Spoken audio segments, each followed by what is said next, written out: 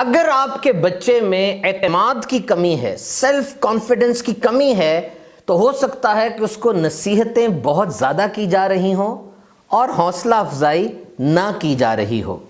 سزا دینا اور ڈرانا بچے کو دس از ناٹ ریکمینڈڈ۔ ہاں، رہنمائی کیجئے، گائیڈ کیجئے، اور اگر آپ اپنے بچے کا دوسرے بچوں سے مسلسل مقابلہ کرتے رہیں گے تو بچہ انفیریورٹی کمپلیکس یعنی احساس کمتری کا شکار ہو سکتا ہے۔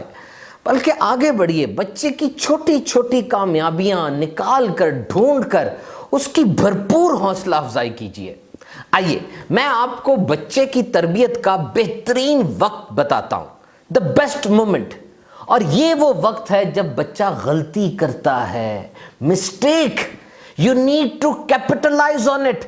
یہ وہ وقت ہے جب آپ کے اندر کا اصل استاد نکل کر سامنے آئے گا اور یہ دیکھا جائے گا کہ آپ نے اس لمحے کا بہترین استعمال کیسے کیا۔ دیکھیے، غلطی کر کے بچے نے تو کوئی بہت بڑی غلطی نہیں کی، وہ تو بچہ ہے، غلطی کرے گا تو سیکھے گا، اس کے لیے ایکسپیرینس ہے، لیکن آپ کے لیے یہ بہت بڑا امتحان ہے۔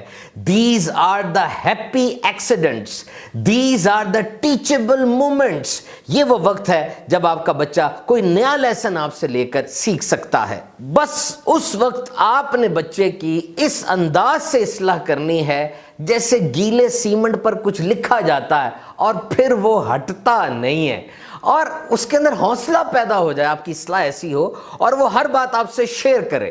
Remember, it is easier to build strong children than to repair a broken adult۔